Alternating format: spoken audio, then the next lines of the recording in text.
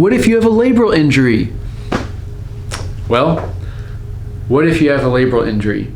Guys, this is a tricky one because labral injuries come in all shapes, sizes, and degrees. So this can be a tough one to define over video, but I'll go through a couple of the things that I typically see in my patients who have some sort of labral injury in the shoulder. The first thing that I'll typically see in one of my patients that has a labral injury is a complaint that there's just this popping and clicking in my shoulder, especially as I bring it up overhead. Now, a lot of people have popping and clicking in their shoulder, and it's totally normal. But if you're getting that popping and clicking and it's new, you've never really had it before, and it's associated with pain, could be one clue for us. The second thing that I typically see in my patients who have labral injuries is that when they go to bring their arm up overhead, it's almost like they kind of have to work their arm around something in the shoulder. It won't just usually be a super smooth press up overhead, but there'll usually kind of have to be some kind of wiggle or work of the shoulder blade as they get up. Third thing that I commonly see, and this is somewhat documented in the literature, but definitely I see it all the time in the clinic, is this pain referral pattern that people will often have this pain that they say almost like extends down the back of their shoulder, sometimes down into the lat.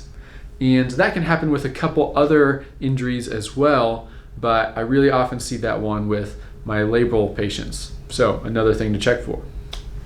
My next test for you is a home version of something called the dynamic speeds test. Now, ideally, I'd like to perform this one in the clinic, but a quick and dirty way you can do this at home is I'd have you bring your arm straight up in front of you, elbow just kind of here at 90 degrees, and you're gonna apply resistance with your other arm to your fist here. Now, this resistance is gonna be as if you were trying to push your arm down, but also to straighten your arm, okay? So it's like this arm is trying to do this, and this arm is trying to make this arm do this, but we're just gonna hold it in one position. So it's gonna look kind of like this.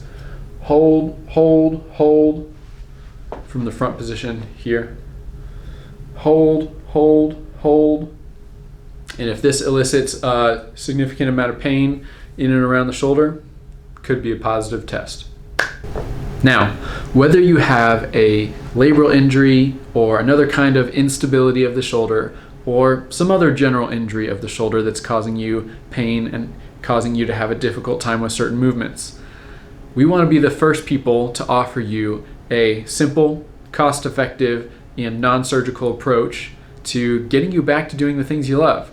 And if you do have a more serious injury that can't be addressed with physical therapy, we'd love to help you find the right people to get you on the path you want to be on. But if you have other questions, let us know. I hope the information in this video was helpful.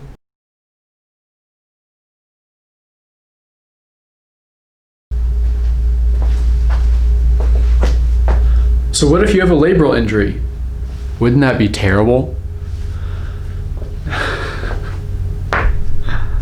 Oh gosh, that's terrible.